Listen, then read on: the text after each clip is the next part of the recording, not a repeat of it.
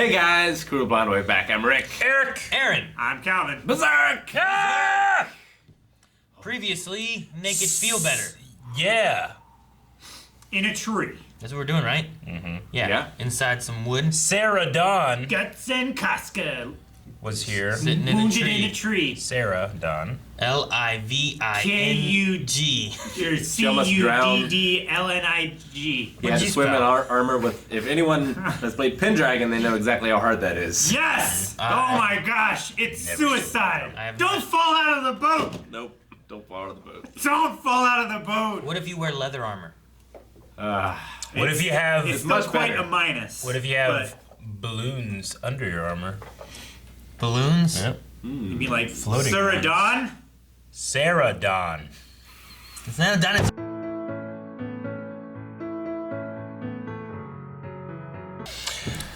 That's an interesting backstory of like Casca, and it gives us, I guess, the viewer the why she views Griffith the way she does, right? Yeah. Like a savior, and then caring about like boys dying on the battlefield and stuff, and what their dreams are, and Jealous about Guts. For why specifically? Yeah, I mean, specifically with her, like, you know, the line she has in the beginning where it's like, I didn't ask to be born a woman, you know, because she was not very valuable in her family, you know, like, there's different things she has to go through. she's than whatever's sold off as a sex slave to a noble. She has to prove herself more than any other man in the company of the Hawk, just to prove that she should be there, you know? And she becomes the best. And yeah, Until Guts gets there. yep, it changes everything. Yeah, man. Could she? Some- And I don't know. It felt like maybe she had a similar relationship with Griffith before Guts got there, as Guts has with him now. Maybe not as close, but like I feel like he put trust in her the same way he originally put trust in Guts. But He certainly valued her skills, but it was never quite the same. he didn't get like irrationally upset whenever she was in danger. No, yeah, and- Guts has changed Griffith somehow. And when he said to Casca, like, you can do what you want. Like, you can make your own choice. Whereas For Guts, for he Guts, was like, he's you're like, joining us. join me. Yeah. Where, like, he sought Guts, whereas he accepted Casca. Yeah. It was her choice to join, but it was his choice for Guts to join. Is kind of the difference, I guess. And he didn't even know Guts, supposedly. Didn't even know I mean, he Guts. saw when he him did that. fight once. Yeah, he saw him basically. fight once. Well, twice. While he was small. Yeah, technically twice. I Small. guess. He killed Bazuzo and then killed those guys that were gonna rob him Yeah. from the Hawks. Yeah, like, I liked, like, the first time I watched this, like, I really liked Berserk, but I fell in love in this episode. Yeah, this one, the subject matter got very heavy, very real, very sobering. I just love... It's just strange that you can go from like Suradon to this, you know, like the silliness and him being like, you know, this is a technique in my family for 140 years, and then like, oh yeah, this happens in this world too, you know. Yeah. Like, 80% of the dialogue in this episode, like, I just wanted to write down all of it. Like, it just, it's so good. It means so much, like, Yeah. now, but also going forward as well. It was funny in the beginning with Gus being like, you're a woman, you shouldn't be on the battlefield, you're irrational and emotional.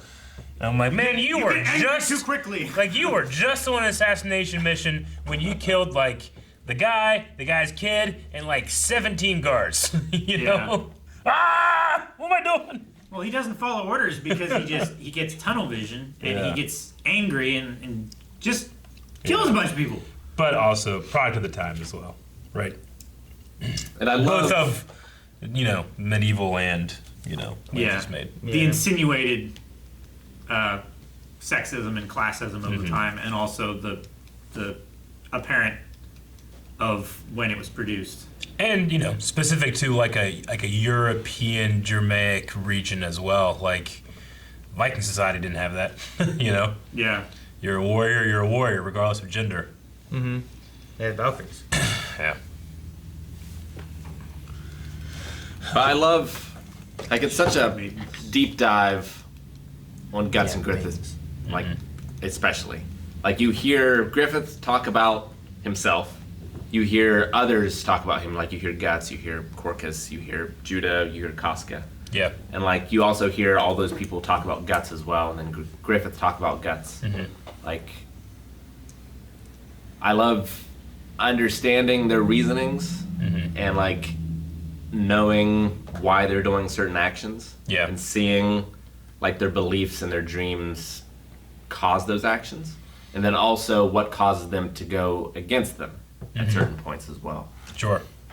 Yeah, I mean the little boy that joins, their army and gets killed. Like, did I just assume that he wasn't one of the kids that was being abused by that noble, was he? I think he was one of the servant kids, and he went with them on their army thing, right? Like, I just, like, I'm assuming that's what I took it as.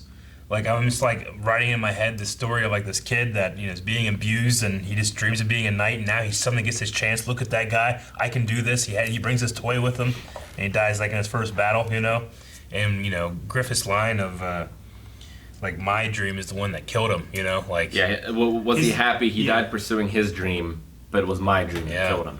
it is very I love sobering. that line. So good. Yeah. Yeah, because his is the ambitions of climbing up the ranks of everything and becoming bigger and better than what he is. And, like, But he needs these people to do it. and at this point, we don't know why. Like, why does he want to do that? Like, his dream is to become better, but is it to make life better for others? Is it a more selfish thing? I mean, he doesn't call people friends that don't have a dream of their own, Like, that's been a thing here in the last couple episodes as well, right? Like, Yeah. he is focused on, like, dreams and ambition, but, like, does he look back on this kid and think that kid, I don't know, I wonder how he feels about, like, Well, and thinking about it, trying to rationalize it. like now, there's been years difference, but even back then, he seemed a little conflicted Yeah. about it, of, like, not being sure, because he said, like, I feel no responsibility for those who choose to fight. So, like, I don't feel responsible for those dead, but then he also says, like, I can't have this war drag out and have all these people die under me. Like, Specifically. I need to innocent sacrifice children. myself in order to save them. Yeah. Which seems to indicate that he feels responsible. Yeah. No, I do agree. There is it is more complicated there. He doesn't feel responsible for their choice to follow him into battle, but he does feel responsible for him giving them the order to go into battle and die. Or him At a certain just time. not doing everything he can to make it easier on them. Yeah. Right? Like, if he can get more money and he can hire more people and have more equipment, like, less people will probably die. More equipment, make sure they're rationed well so that they're well fed and energized and all that. And I wonder, like, when Guts came to him, like, he sees Guts, does he see, like, a potential tool to use on his belt, or does he see, like, an abused innocent child that's been created to do that? Like, rationalizing those two. why does he choose him to join him? Yeah. Like, what's and behind him there? why did Griffith save Casca? Like, he seemed to care about her plight. Yeah. Like, did and they for show suffering. up to attack that wagon and he looks over and is like, well, shit, look at that. And he goes over and cuts the guy's face, gives him a sword. Did he stop there because of what he saw happening? Or Sure. Yeah. I mean, I mean- what's the history of Griffith's abuse? like, when they cut over and they was showed the shot. wagon just being, like, raided. Yeah. I'm like, It was already ransacked. was this why they're here and then Griffith was doing something else? Or did they come here because of this? And they're like, well, he's dead, take a shit? Or Like, part of, he says, like, I'm having sex with this guy so that they give me resources and stuff like that. But is there a part of it being like, I satisfy his needs, he doesn't go after the kids? That could be a part of it, too. Like, he killed the man who was doing it to Casca. He did. But, like, he's abetting Yeah. the man who's doing it to these other. Well, he didn't kill the man, though, right? He did. he had True. Casca. He gave Casca the ability to kill him herself. True. Which I really liked that. He didn't just swoop in and, like, he was the one that solved her problems. He had her solve her own problems. What was the line? If you have stuff you want, use the sword. If you have something to protect, take up the sword. If you have something worth protecting. Yeah. Guts' response with Griffith being with that guy, was that him just shocked that he was with this guy that he knows was like betting young boys, or was it like more because of that it was homosexual? I think there's an element to both. To both? Probably. It's not delved into too much, but Yeah. I think it's a traditional, like, European medieval society in that homosexuality is not looked upon. Sure, no, I get you. I think it's a viable probably reaction either way, right? Like if if I heard a story and Rick's telling me and he's like, yeah, and then I looked up in the window and Eric was up there and I'm like, what? No, I get you. I just, like Casca later talks about, like, how could you be with him, that guy, that evil man, And I just wondered if, like, that was Guts's too, or... Yeah. Like, that it's not guy? my impression that Guts cares too much about kings and politics. Yeah. So, like, he probably doesn't know much about that guy. Yeah. But I presume Casca told him about him. Yeah. Well, and just the stories that we had here of like the boys that were there and the guy himself And Griffith is really a kid back then too. Like, Yeah. I think he's definitely under 18. Sure. I'm not sure exactly how old he is. And the age of he doesn't look consent and any everything. different from when Casca was a kid to now. looks I a feel like bit he looks the different. same. The hair's a little different. Yeah, He looks like he's a little more filled out now than he was back then. Fellowship of the Ring Legolas in this episode, where in like Return of the King, maybe Hobbit Legolas. He definitely- in regular I think episodes. he's a vampire. Well, he definitely still has like a very childlike face and demeanor now. It's certainly not the difference between Guts now and Guts 4 years ago. Definitely not. No. Or even Casca. Like, Guts, like, listening to this terrible story like a GQ model, like Yeah. Right. Fucking. it's a male fitness cover.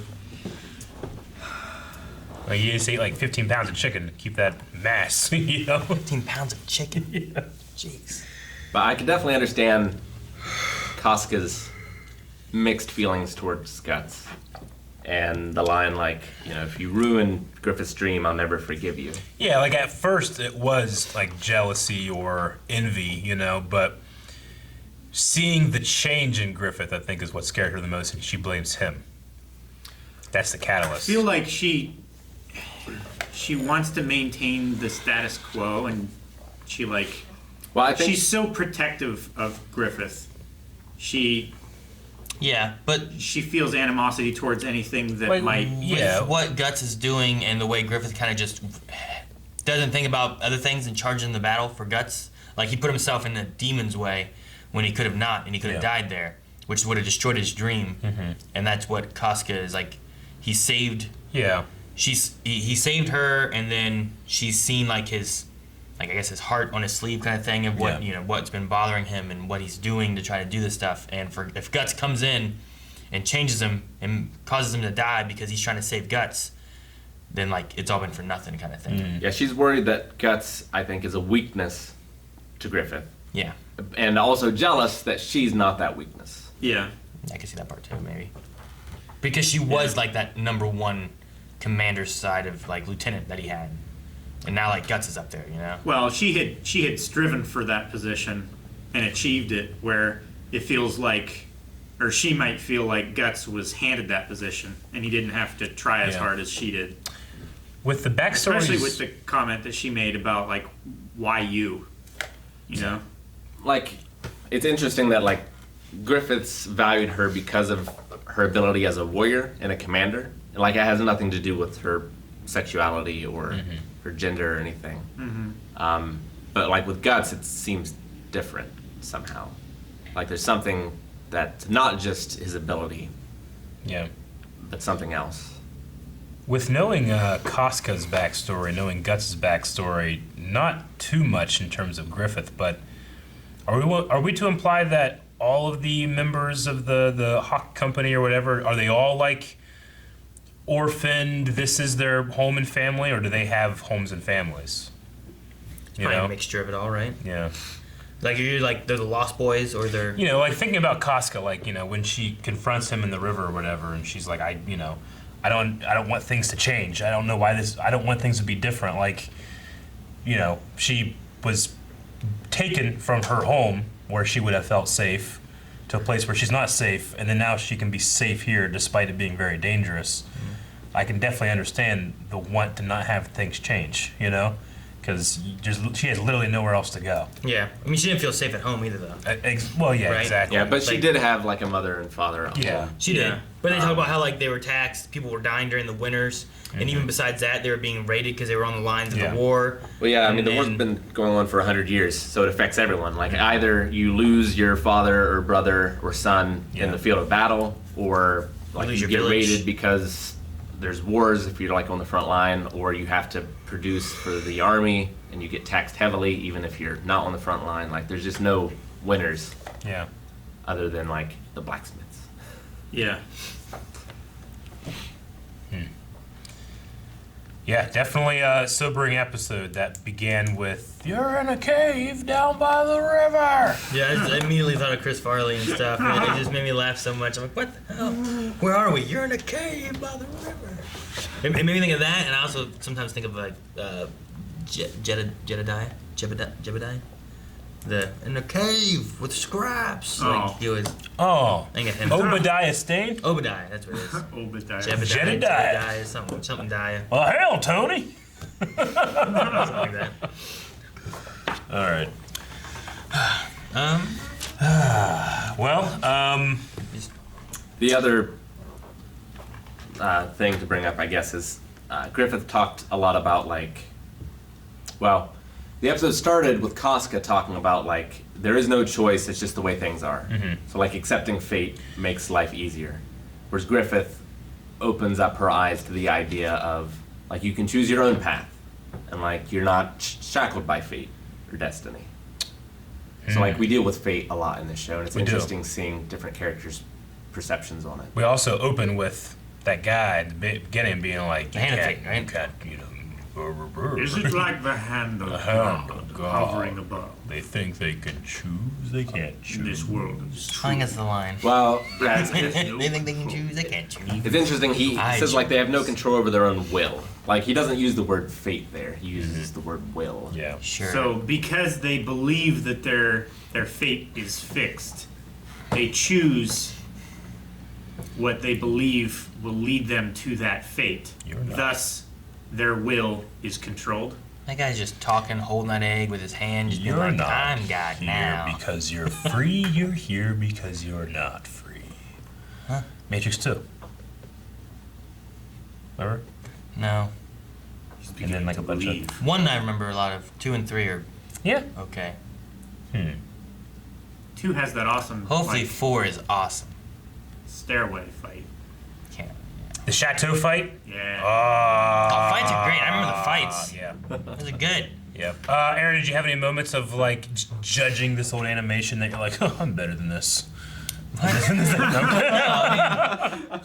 No, I mean some of it has been very I feel the datedness of this. This one I felt did a much better job of cutting to moments where it's I can Yeah. Griffith's talking and he's cutting his arms and stuff and the blood's there. That was- But those moments there they're working more because there's also kind of there's the blood dripping or slowly dripping or whatever, and it works for what they're doing. And then they cut back and forth more too, I think, with Yeah.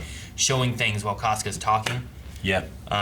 Which I think it's those moments when it drags on one animation of 3 frames for Sure. a long period of time, and then it's well, we better show something else. Yeah. Cut to his face before he's talking, and then he's just staring.